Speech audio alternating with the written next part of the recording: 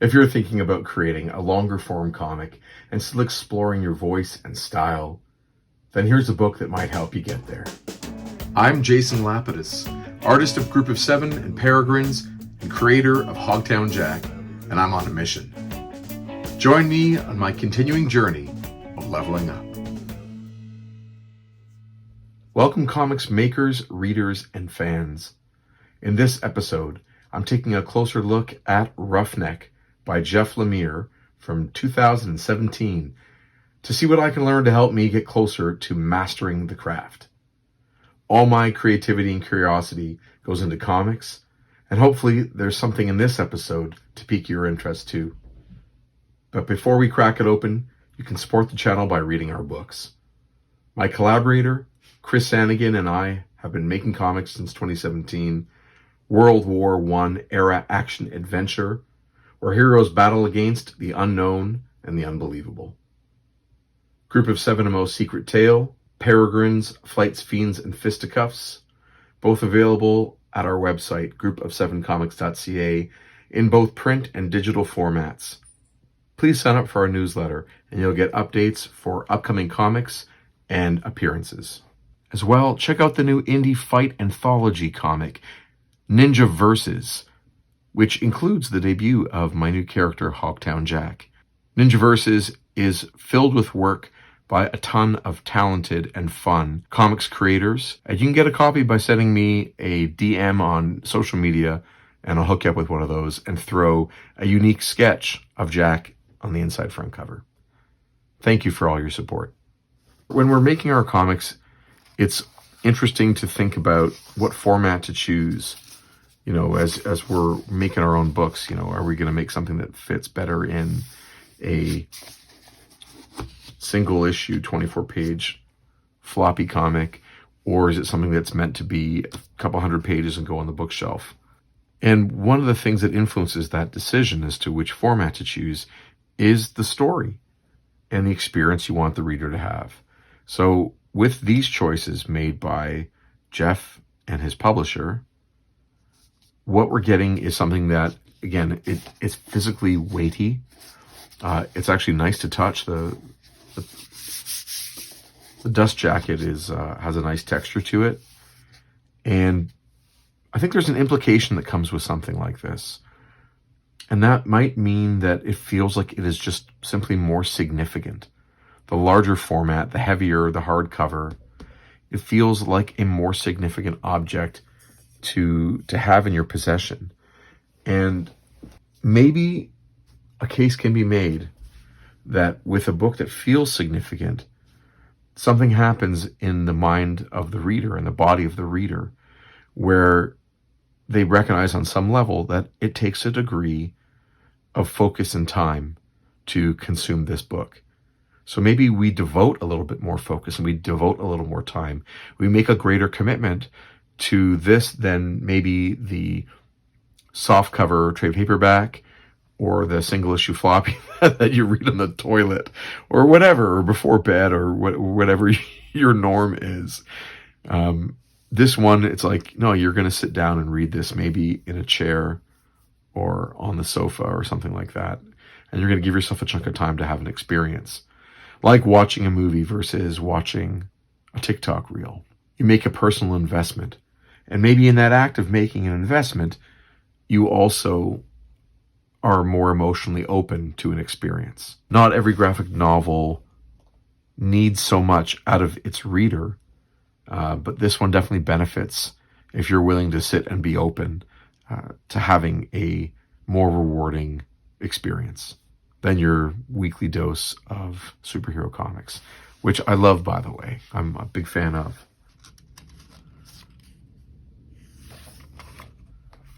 We get a scene at a bar in a very small town where a couple of guys recognize the guy at the bar from his time playing professional hockey. And they kind of won't let it go. And he doesn't want to be bothered. And so, of course, things escalate. And before you know it, a fight breaks out.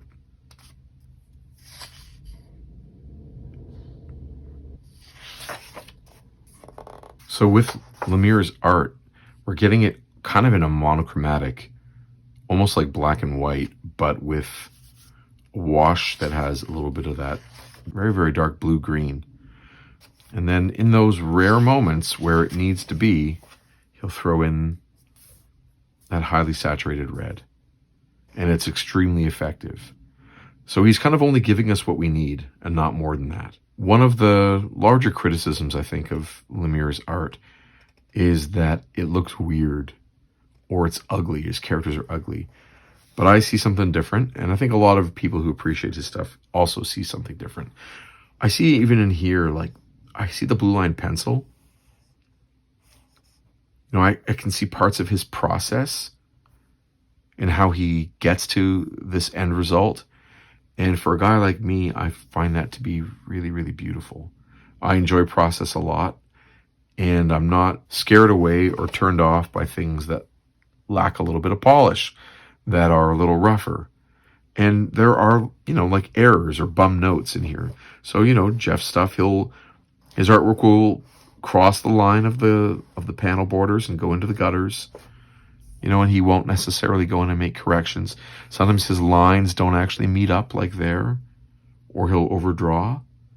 And that is all just great with me. You know, his lettering is loose and rough. And again, that's just great with me. So with his artwork, things look like they are handmade and not polished. And it reminds me a lot of, you know, being in a band and playing with your friends, either in the basement or in the garage or wherever, when I was young. And there are those moments where we start to actually connect, and we're starting to make a noise that I'm finding really interesting, and it's unique. And our parents don't want to hear it, but I know that we're actually onto something. We're making a sound that only that group of people can make. There are lots of, you know, bands from the 90s and 2000s where things don't sound very commercial, but they sound honest and real and of a time and place. And it sounds like it's a couple people in someone's bedroom or basement in a recording with a few guitars. And it's really special. Hey, buddy.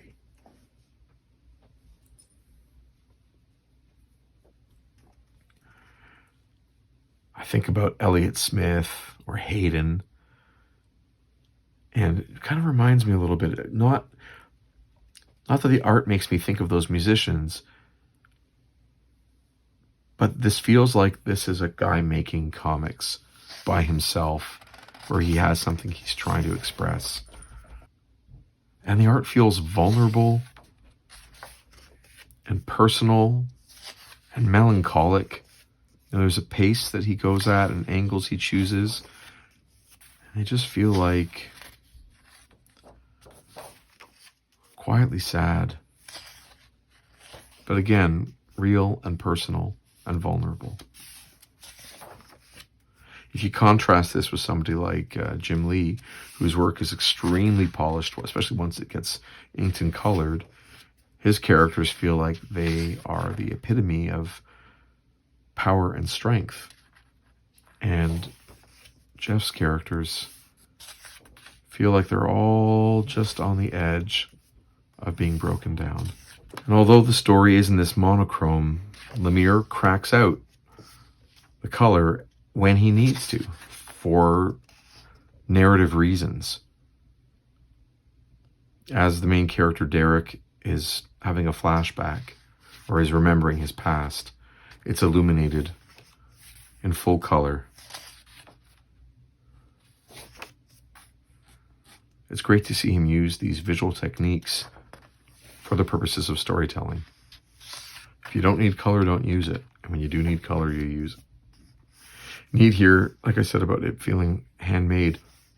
Now there's a smudge of some paint, some streaks of maybe where his hand caught some extra ink or black paint on his hand and dragged it across accidentally. You can even actually see the the marks of what was drawn on here before that wasn't used. And that doesn't take away from me at all. You know, it's like hearing squeaks of the guitar strings as a rhythm guitarist changes chords, or people walking through the recording studio while you're recording a song and the floorboards creak. It's part of making something that is organic. You know, these are objects that were made from a living person in a living space, not a sterile environment where we're eliminating all traces of humanity. His work is imbued with humanity, not just in the story, but in the way that he makes it and in the way that it is read. So this character, Derek, he is unable to manage his fatal flaw, which is that roughneck in him, that hair trigger, this lack of grace to be able to handle situations without escalating them to the point of conflict. And he is alienated from everyone in the community, all the people he's known since childhood. He's probably suffering from serious, concussion, lifelong head trauma, PTSD, all sorts of things. And that's where it's silly to divide this into a conversation about art and story separately, because art is story with Lemire and story is art. They are the same thing. His writing is expressed through the visuals, so much so that it feels silly to speak about them separately. When it comes to the story, it's very small in scope. It's really just about this one guy or two or three people. And because it's small in scope, their problems seem to be massive within the boundaries of the story. The problems are existential as well as like their day-to-day. And by making the setting so small in scope, it makes the problems of the people and the impact it has on their lives seem extremely large.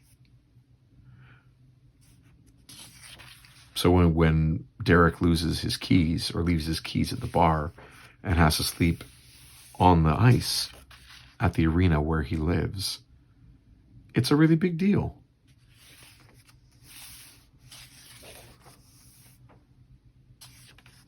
And the story covers a lot of themes. There's that journey for Derek to find himself through the decades and decades of both physical and emotional pain and trauma,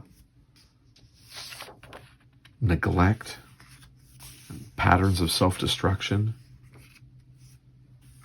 And yeah, this could have been a Wolverine story if you had reworked it, but it probably would not have been able to have a meaningful arc because the character has to be somewhere different emotionally at the end of the story than where they are at the beginning. And we all know with corporate serialized comics, you basically have to reset by the end of your story, whether that's one issue or 10.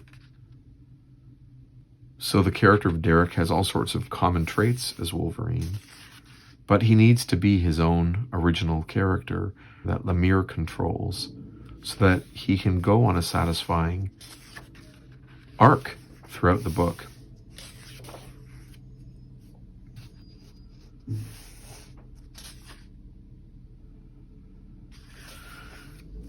And the novel also delves into ideas of identity and culture, pulling from Derek's Métis ancestry on his mother's side. And it's my understanding that Lemire spent time in Métis communities and did a lot of research to find a meaningful characterization of Derek and what his history and ancestry would mean to him as someone who, through his life with his father and disconnected from his community, perhaps lost something of himself and doesn't even know that it's missing, and has to go on a journey to rediscover some of those traditional elements.